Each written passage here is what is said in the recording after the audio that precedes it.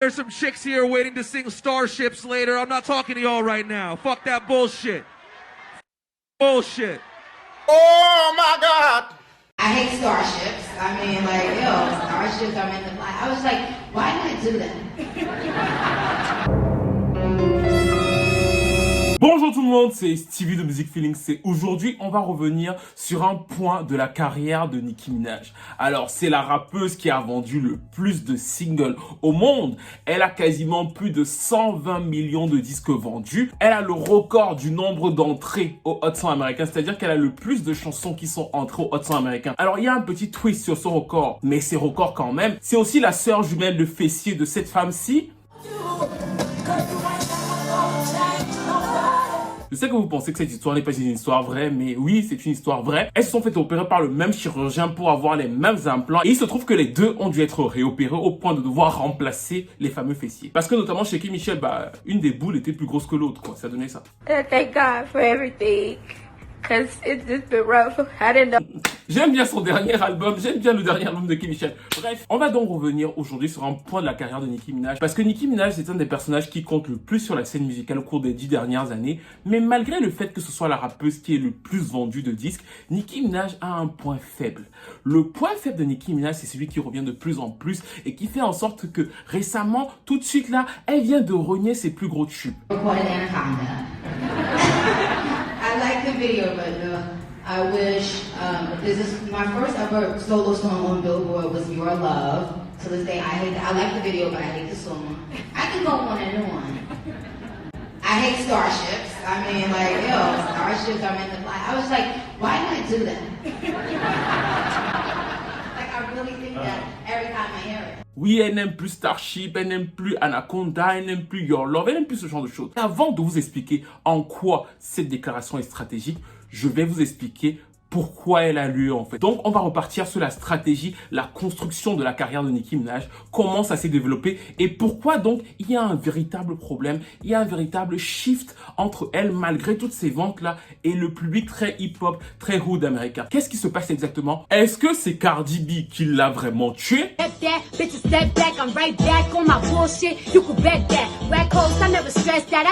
Et en réalité, qui est la concurrente actuelle de Nicki Minaj en fait? Avec les Megan et les Doja Cat, comment Nicki Minaj veut se repositionner actuellement dans le game? N'hésitez pas à liker, à commenter, à vous abonner, à participer au Tipeee. Et c'est le début quoi. Massive Attack, pour ceux qui ne le connaissent pas, c'était Massive Attack, Massive Attack. Ce titre était à la base censé être le premier single officiel de Nicki Minaj. En fait, Nicki Minaj, à cette époque-là, venait de cartonner avec le Young Money. Elle avait enchaîné plusieurs featuring. Et nous, les fans de R&B hip-hop qui la connaissons depuis plusieurs années, parce que Nicki Minaj est dans le game depuis quasiment 2002, elle faisait à l'époque partie de la formation Hood Star. Ça donnait un peu ça. Donc on l'a vu grimper petit à petit, surtout à l'époque il y avait une espèce de rivalité quand les premières rappeuses, c'est-à-dire que la première vague de rappeuses mainstream, les Lil Kim, Foxy Brown après 2005 se sont un peu affaissées. On a donc eu Remy Ma et de l'autre côté on avait Nicki Minaj qui elle était celle qui était en galère parce que Remy Ma était celle qui donc cartonnait sur le game après Lean Back et Nicki notamment était celle qui galérait un peu en compagnie de notre ami Jackie O. C'était ça. Et je kiffe toujours autant, jusqu'aujourd'hui, je tiens à le dire, le 10 de Jackie O contre Foxy Brown. Ne soyez pas choqués, je suis très heureux de faire cette vidéo. Je kiffe toujours un peu la manière dont elle avait boxé Foxy Brown sur le record. Pour ceux qui s'en souviennent, ça donnait ça.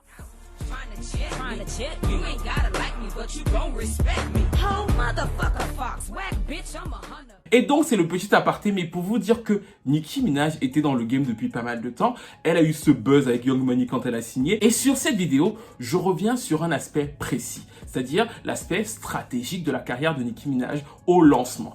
Dans une autre vidéo, je reviendrai sur les détails qui ont fait en sorte qu'elle se transforme de la meuf de depuis 2002 là à l'autre meuf qu'on va retrouver en 2010, parce qu'en 2010, Nicki Minaj est donc prête pour le mainstream. Et à cette époque-là, avec ce monsieur-ci comme manager,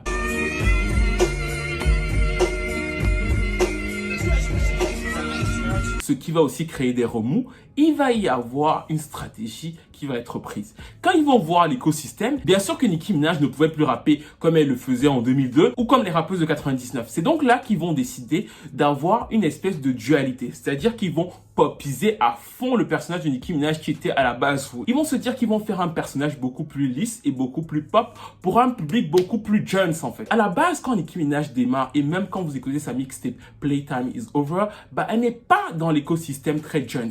C'est à partir de ce moment précis qu'ils vont se dire on va essayer d'avoir des sons beaucoup plus pop, beaucoup plus acidulés, un personnage qui va coller au public très adolescent de l'époque sans toutefois, et c'est là que c'est important, trop froisser la rue en fait. On va essayer de faire un juste milieu et c'est donc pour ça que dès le début de sa carrière, après le flop de la chanson Massive Attack qui était donc à la base du premier single, Nicki Minaj va tout de suite avoir des singles beaucoup plus sucrés, ça donnait ça.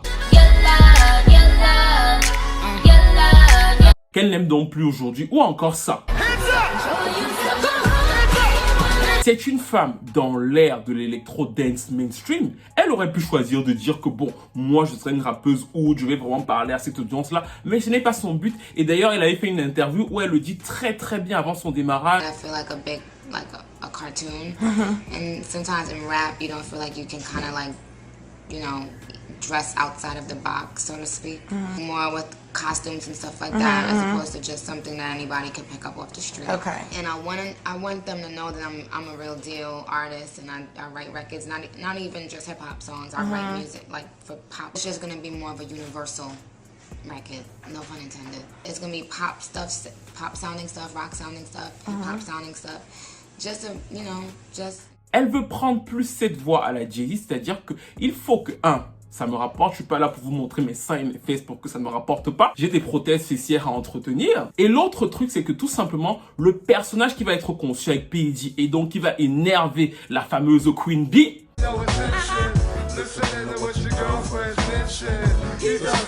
est d'inspiration très pop. Mais ça, je vous l'expliquerai dans la vidéo où je vais vous parler de Lil Kim et de Nicki Minaj.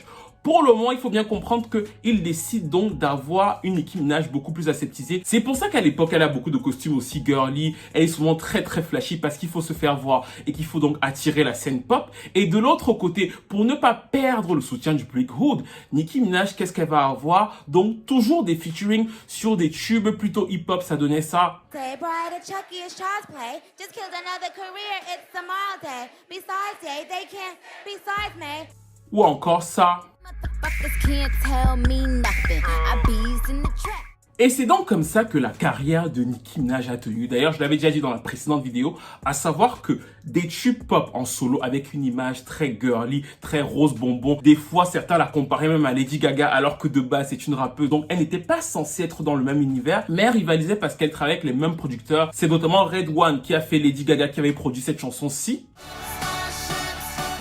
Donc le but était d'avoir ce personnage-là qui rivalise avec les Lady Gaga, avec les Kesha, et de l'autre côté de pouvoir être tenu en featuring avec les rappeurs en fait. Tout de suite, malgré tout, dès le démarrage de Nicki Minaj, il va commencer à y avoir de la part du public très hood américain des critiques sur le fait que oui, c'est trop girly, c'est trop pop, ce n'est pas assez hip-hop.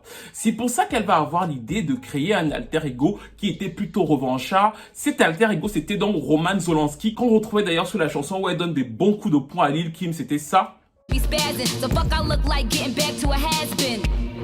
Quand vous y pensez, ça ce sont les méthodes même des pop stars pour pouvoir jouer sur les deux créneaux en fait. Pourquoi une rappeuse en vrai aurait besoin d'un alter ego alors que le rap c'est déjà hood et déjà tout ce qu'elle pense? Pourquoi elle a besoin encore d'un alter ego d'une autre personne? C'est simple, c'est parce qu'elle essaie de faire la même chose que Beyoncé ou bien sûr Super Sissi, pour laquelle ça n'a pas été très heureux, mais elle essaie de faire la même chose qu'elle, à savoir donc d'avoir un personnage qui va être plus hood et qui va la crédibiliser parce qu'elle sait que son personnage de base, Nicki Minaj, est assez sucré et peut déplaire à une partie de l'audience hood. Donc le coup était prévu, mais il se trouve que plus les mois vont passer et donc plus Nicki Minaj va avoir de gros tubes pop, surtout avec David Guetta et ce genre de personnes, plus il va y avoir un vrai ressentiment de la part d'un certain public hip-hop envers elle. Et là, je vois déjà certains me dire oui, non mais c'est n'importe quoi, ce sont des haters, moi je connais Nicki Minaj, elle sait rapper, elle rappe très très bien. Et je suis d'accord avec vous en fait. D'ailleurs, le souci, et c'est bien là que ça va être peut-être un peu compliqué pour certains parce que ça fait quasiment 10 ans que je l'explique sur mon site, sur ma page et que les gens ont beaucoup de mal à le comprendre.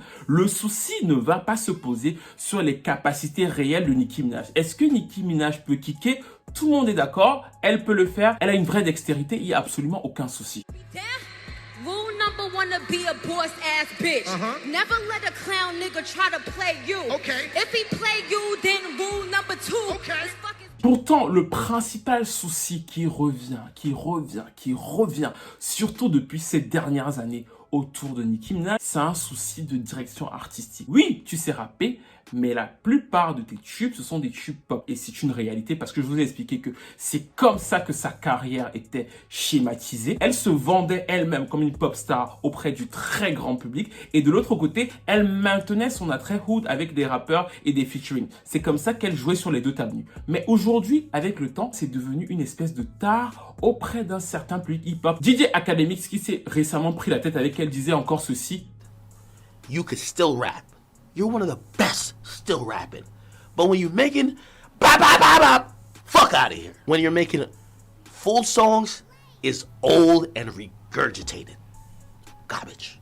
You can rap better than Cardi, but Cardi making better songs. Ask her about that and ask her why the fuck is her music flopping. Megatron went on the charts and fell the fuck off in 4 weeks. She can't stay on the chart unless it's a remix.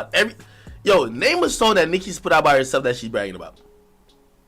Oh my god, I'm dropping the remix. Bitch, are you the remix? Yo, she's done more remixes than Puff Daddy. On l'accuse de ne pas avoir de tube qui représente le public hip-hop en fait. Le public hood, de ne pas avoir de chansons solo qui est vraiment porteuse pour toute la rue comme les autres en ont eu. C'est ça le principal procès qu'ils font à Nicki Minaj. Et en fait, c'est un procès qui peut ne pas être compris, ou je sais qu'il n'est pas compris beaucoup en France en fait. Parce qu'on reçoit tous la musique sur Skyrock, sur Energy, sur ce genre de radio. Donc pour beaucoup, Starship c'est un tube mondial. Anaconda c'est aussi un tube parce que ça a très bien marché au Hot 100 et Your Love aussi et ce genre de choses. Donc il n'y a pas le même recul. Or aux États-Unis, il faut savoir qu'il y a une différenciation. Et la différenciation se fait d'abord par les radios. À savoir que par exemple Starship, bien sûr que c'est un tube de Nicki Minaj. Non simplement c'est un tube pop au niveau de la musicalité. C'est-à-dire que musicalement c'est clairement une chanson pop électro. Mais en plus, ce n'est diffusé que sur les radios pop.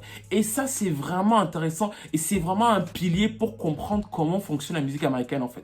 C'est-à-dire que quand Nicki Minaj sort une chanson, elle doit l'envoyer aux radios. Aux États-Unis, il y a énormément de radios différentes, à savoir les radios country, les radios pop adultes, les radios gospel, les radios urbaines adultes. Il y a plusieurs formats de radios aux États-Unis. Quand Nicki Minaj sort Starship, elle ne l'envoie pas aux radios hip-hop.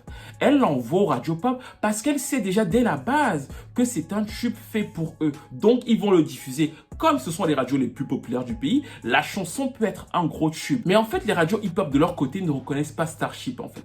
Parce que ce n'est pas un tube fait pour eux. Et vous avez vu dans certaines vidéos que certains artistes qui ont essayé de faire ça se sont mangés les dents en revenant. Or, Nicki Minaj, sa grande force, c'est qu'elle est toujours revenue avec quelqu'un, en fait. Elle a toujours eu donc des featuring pour pouvoir bien se classer dans les radios rap. Et c'est quelque chose qui peut ne pas être compris en France, parce qu'en France, c'est totalement différent. Mais rien que quand vous prenez du recul et que vous regardez l'écosystème des rappeuses américaines et vous regardez leurs chiffres en France, ce seront toujours les rappeuses américaines qui sont le plus pop qui vont marcher en France, en fait. Par exemple, Trina est une très bonne rappeuse. Après, on peut ne pas aimer son accent très Miami, mais elle a un son qui l'identifie et c'est une bonne rappeuse, en fait. Mais en réalité, Trina ne peut pas du tout marcher en France. Pareil que les City Girls, c'est beaucoup trop hood. Alors que Nicki Minaj, bien sûr, avec des chansons comme Starship, c'est beaucoup plus soft, c'est beaucoup plus sucré et c'est beaucoup plus adapté à un public totalement profane, en fait. Des gens qui ne comprennent rien au rap peuvent écouter Starship parce que c'est totalement de la pop. Et c'est pour ça que lors du Summer Jam, elle va être très frustrée parce que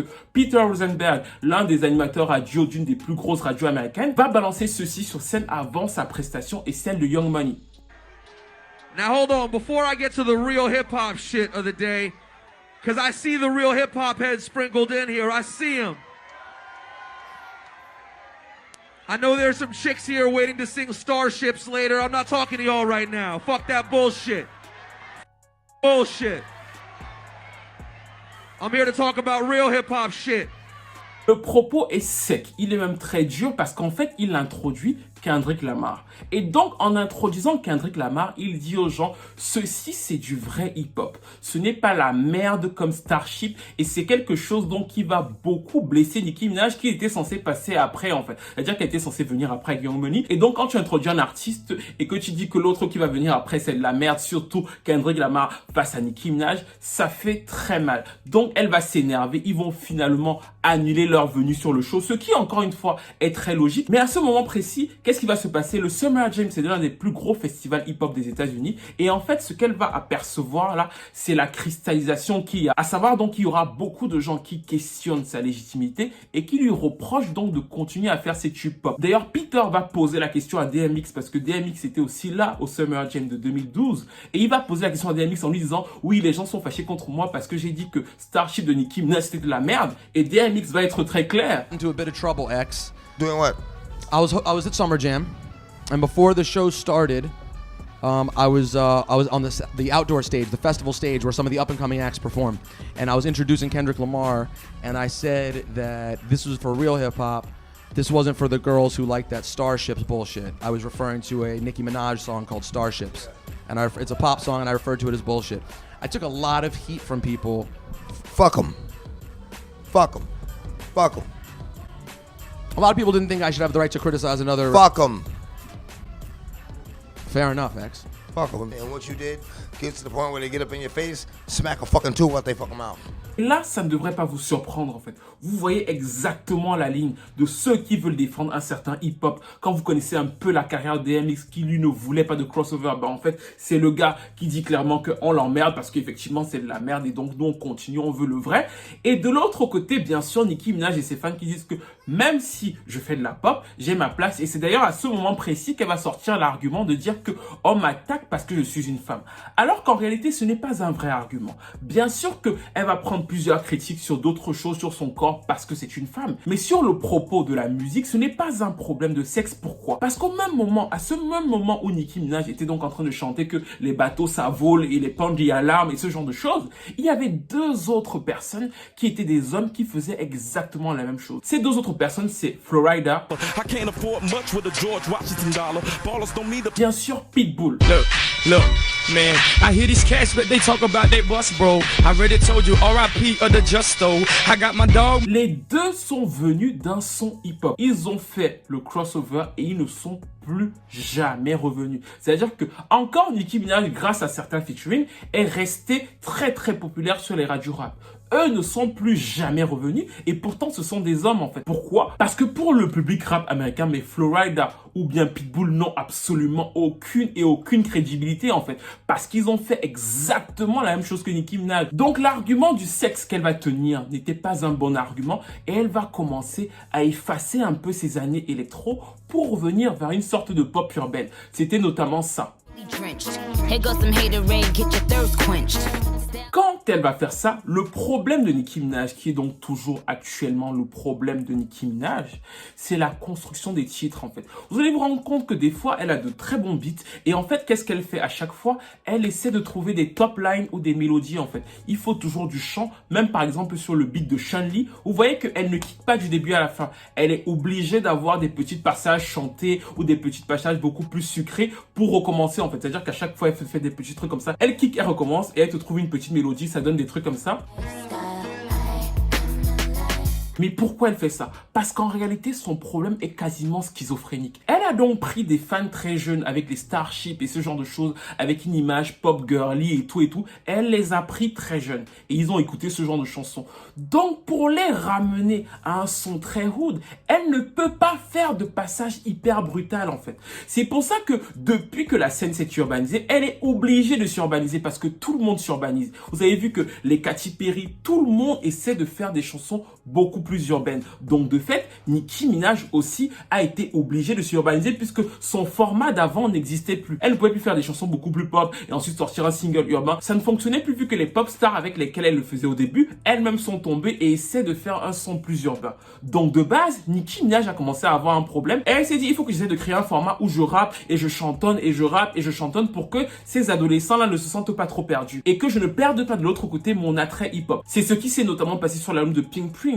Mais après cet album-là, c'est devenu de plus en plus difficile pour elle, jusqu'au fameux clash avec Remy Ma. C'était donc ça. You fake bitch, only the kids believe in you. You say... Oh, Remy Ma va la prendre sur Cheater. Et en plus, ce titre, chaque fois que je l'écoute, je sursaute comme c'était moi qu'on tapait. Je suis là, oh, je sursaute là, c'est grave. Ce titre, on est d'accord, c'est boum. Mais en plus, ce que Remy Ma va faire, c'est qu'elle va faire un coup double. Bien sûr qu'elle va gagner le clash. C'est-à-dire que hormis les fans de Nicki Minaj, qui ne sont donc pas des fans de hip-hop, parce que je pense que les fans de hip-hop de Nicki Minaj savent que Remy Ma a gagné ce clash. Parce qu'elle est revenue dans les temps, dans les 48 heures, elle a donné ce qu'elle avait à donner, c'était 7 minutes. Enfin bref, c'est l'une des best diss tracks of all time. Il n'y a rien à dire là-dessus. Elle est revenue sur ça. Et en plus, elle lui dit très bien, et dans l'extrait que je vous ai donné, elle lui dit, il n'y a que les enfants qui écoutent la musique. C'est-à-dire que Remy Ma part sur le côté de dire que tu n'es pas une rappeuse crédible, en fait. C'est-à-dire que nous voulons du contenu et toi, tu es là dans les Barbie et tout et tout et tout. Ça, c'est le premier truc. Et comme en plus, la rue va voir que Remy Ma a gagné ce clash, ça va encore plus fragiliser l'assise de Nicki Minaj sur le public hip-hop. Alors certains ne le savent pas, mais à une époque, les clashs comme celui que Nicki Minaj a perdu tuait des carrières en fait. Mais chez elle, ça ne pouvait pas tout tuer. Le premier truc qui fait que ça ne pouvait pas tout tuer, c'est logique. Elle a beaucoup de fans qui sont d'abord des fans de pop et qui ne comprennent rien au hip-hop. Remy Ma pour eux est une has-been qui n'a rien à faire dans le game, qu'elle dégage et tout, qu'elle aille s'occuper de sa prison, bref. Donc pour eux, Nicki n'a rien à craindre, ils seront toujours avec elle du début à la fin, ils ne s'en foutent des codes hip-hop, ils aiment Starship, ils veulent les prothèses fessières et ils s'en foutent du reste. Ça c'est le premier pilier de Nicki Minaj. Le second pilier, c'est que Remy Ma n'a pas concrétisé sur le long terme, c'est-à-dire que Remy Ma n'a pas été assez solide pour aller de plus en plus fort sur elle. Mais vous avez vu que les 3 chansons que Nicki Minaj a sorties après ça, à savoir ça, bah n'ont pas marché en fait. Y compris dans les radios pop, parce que ce sont des radios qui ne sont pas fidèles. Elles sont basées sur le fait que pendant que tu es populaire, on te diffuse. Si tu commences à avoir moins de succès, on te dégage. Alors que les radios hip-hop sont plus fidèles. Mais chez ces radios-là, Nicki Minaj a commencé à perdre la crédibilité. Et c'est là qu'elle va avoir un coup de bol. C'est-à-dire que là, tout le monde lui tombe dessus. Les singles ne marchent plus. Donc, elle fait face à l'adversité. Et pire encore, pour une rappeuse, le pire, c'est de faire face à l'adversité du public hip-hop, en fait. Donc là, c'est beaucoup plus dur. Et d'un coup, il va y avoir une fille qui va arriver et qui va cartonner avec cette chanson-ci. Alors, Cardi B arrive et elle va cartonner. Je ne vais pas revenir sur la carrière de Cardi B aujourd'hui, mais il y a 2 choses qu'il faut retenir avec Bodak Yellow. Alors, le premier truc, c'est que oui, on est tous d'accord, personne ne vous dira le contraire. Cardi B est bien moins bonne rappeuse que Nicki Minaj. Personne ne vous dira le contraire. Cardi B, Nicki Minaj, en termes de rap pur, en termes de capacité, Nicki Minaj gagne. C'est pas le souci. Le souci se pose encore une fois sur la direction artistique. Elle va débarquer avec un titre solo hip-hop très hood et il va y avoir quoi? Le mouvement qui va porter Cardi B en haut du streaming américain et le mouvement for the culture. D'ailleurs, plusieurs célébrités vont y participer et ça en disait beaucoup en fait. Quand ils ont commencé à porter Nicki Minaj en disant le hashtag for the culture, c'était une manière de dire que Nicki Minaj ne se battait pas pour la culture et c'est comme ça, et il faut se souvenir de ça, que Cardi B est arrivée à la première place du Hot 100 en fait. C'est parce qu'il y avait derrière elle des noirs américains notamment qui se battaient et disaient que c'était pour la culture hip-hop qu'il fallait que cette chanson prenne la première place et c'est ce qui est arrivé et c'est ce qui n'était jamais arrivé à Nicki Minaj. You niggas don't care until somebody's fucking dead. La plupart des gens voient les 2 rappeuses comme elles se déshabillent, elles rappent tous les 2 et ils les comparent en se disant oui, c'est une copie de l'autre, Cardi B copie Minaj et ce genre de choses. Alors qu'en réalité, pas du tout. Cardi B en fait a été pensée par Atlantic sur les manquements de Nicki Minaj. Ils se sont dit, bah vu qu'elle joue de la pop, nous on va prendre le public très urbain et c'est pour ça que Cardi B, même dans ses featuring, fait très attention à ne pas faire beaucoup de featuring pop. D'ailleurs déjà dans Money, elle vous disait... Oui, vous avez dit que je suis pop. Non, je ne suis pas pop parce qu'elle fait très attention à rester sur le big hood. Alors bien sûr, elle a moins de succès que Nicki Minaj en France, mais c'est tout à fait logique en fait. Son but à elle n'est pas d'avoir d'hyper gros tubes mondiaux, mais d'avoir un socle très solide sur la base hip-hop. Parce que c'est tout ce qu'elle a en fait. C'est une star de télé-réalité qui est arrivée sur la scène, qui s'est crédibilisée et qui veut garder son big hood. Donc les écarts qu'elle peut faire doivent rester très cohérents avec ce public-là. C'est exactement ce qu'elle fait depuis le début de sa carrière et ceci là de fait elle inverse total de la stratégie de Nicki Minaj. En plus, l'autre truc sur lequel ils ont bien marketé Cardi B, c'est l'affiliation. Nicki Minaj, en réalité, a créé son format. Aucune rappeuse avant Nicki Minaj n'allait faire des tubes pop et de l'autre côté avait des featuring urbains. Personne ne faisait ça. Donc, c'était une création de format. Et donc, après, elle a dit que je suis la seule qui ait jamais existé. Il y a eu peut-être 2 interviews dans lesquelles elle a parlé de ses inspirations sur Lil Kim, sur EVE. Mais c'était au tout début. Après ça, Nicki Minaj était seule, unique, créatrice du rap et tout. Et ses fans nous disaient Queen. Le problème qui se pose, c'est que Cardi B, Atlantic va tout faire pour que Cardi B soit amie de Missy Elliott, soit amie de EVE, soit fan de Lil Kim, rende des hommages à toutes les autres rappeuses pour jouer sur la filiation et donc isoler un peu Nicki Minaj. Et c'est exactement ce qui s'est passé parce qu'en plus récemment, on l'a reproché ça à Nicki Minaj. Elle a commencé à sortir des interviews de 2011 en disant que non, j'avais dit ceci en 2011. Mais c'était ridicule en fait parce que la base même de sa carrière depuis 10 ans était de dire que je suis la seule, je suis la queen et tout. Et donc comme Atlantic avait compris ça, ils ont fait en sorte que Cardi B soit tissée dans l'autre ligne. Et c'est aussi pour ça que Cardi B, même pour des amateurs de rap qui ne l'estiment pas elle-même de ouf, ils aiment beaucoup le fait que c'est elle qui reconnaît que Missy a fait ceci, Lil Kim a fait ceci. Elle est dans l'autre filiation alors que Nicki Minaj a des problèmes longs comme le bras avec Missy, avec Lil Kim, avec EVE, avec tout le monde. Mais ça, ce sera pour une autre vidéo. Elle a les problèmes avec toutes les meufs du game en fait. Et c'est l'un des arguments parallèles donc de la carrière de Cardi B. Vous comprenez donc là clairement pourquoi elle a fait cette interview. Elle renie ses tubes pop pour se rebrander et repartir à la conquête totale du public urbain. Au début de la vidéo, en 2012, elle était à fond pour les défendre, à dire qu'on méprisait son public, mais elle se rend bien compte que les chansons là n'ont pas forcément bien vieilli. Et surtout, si vous regardez attentivement la carrière de Nicki Minaj et si vous replacez dans cette analyse stratégique que je viens de vous faire, vous allez vous rendre compte que Nicki Minaj a du mal depuis 2014-2015. Et c'est exactement depuis le moment où le hip-hop prend d'assaut les charts américains en fait. Alors ça devrait être bizarre. Pour une rappeuse, elle devrait être le plus en forme possible dans l'ère où le hip-hop est le plus populaire. Alors que non. Et c'est parce que son format n'avait pas été pensé pour une scène hip-hop. Or là, elle se dit, je kick mieux que la majeure partie de ces filles-là. Et c'est pour ça qu'elle essaie de se rebrander comme elle le fait. En plus d'avoir fait cette interview, elle est allée dans son fameux Queen Radio où elle criait. Enfin bref. Et elle a donc cité ses chansons préférées de chacun de ses albums. Pour Pink Friday, c'est Roman's Revenge. Pour le second album, c'est Bees in the Trap. Pour le troisième, c'est Feeling Myself. Et pour le dernier, c'est Chun-Li. À chaque fois, quasiment, elle ne choisit que les titres les plus urbains. Et encore une fois, ce n'est pas innocent en fait. Elle veut reconquérir cette audience-là. Elle se rend bien compte que tout se joue de ce côté et en plus c'est vraiment le son de Miami qui a gagné, donc c'est Trina. Et ce n'est pas Nicki Minaj ou Lil Kim qui actuellement ont gagné le game de la bataille idéologique musicale sur les rappeuses féminines en fait. C'est Trina. Quand vous écoutez les nouvelles rappeuses là, ça ou encore ça, bah c'est clairement Trina. La seule qui s'en détache un peu, c'est bien sûr Megan Thee Stallion. Mais en plus pour Megan, vous avez dû vous rendre compte de quelque chose. Elle a sorti son titre avec Normani, qui était donc en crossover pop sur la bande originale de Birds of Prey. Un titre un peu plus pop, c'était ça. La chanson n'a pas marché. Elle a sorti ensuite son titre beaucoup plus hood, qui est Beach, qui ressemble plus à un son des années 90, qui est d'ailleurs un très bon single. Et le titre se classe beaucoup mieux sans clip en fait. C'est parce que elle, le public qu'elle vise notamment sur les réseaux sociaux quand elle twerk et tout, c'est un public très hood qui n'a pas forcément envie d'écouter un truc hyper aseptisé avec Normani en fait. C'est aussi à cause des reproches qu'on a fait à Nicki Minaj sur le manque d'entraide des rappeuses, le mépris et tout ça. Enfin, et là c'est une vidéo de 4 heures qu'on pourrait faire sur ça, sur le fait que Nicki Minaj et les autres rappeuses c'est toujours la guerre. Et c'est pour ça qu'elle a commencé à collaborer avec Megan et que bah il y a eu une collaboration avec Foxy Brown, même si depuis les choses se sont gâtées, qu'elles se sont unfollow, que c'est de nouveau la guerre, qu'il y a une collaboration avec Trina, ça s'est mal passé ensuite, bref, voilà. C'est Nicki, je vous ai dit qu'elle est capable de se battre avec sa couette. Mais de l'autre côté, elle est bien sûr en pleine reconquête du public urbain. Elle a donc sorti Yikes, qui est un titre très court dans le format actuel.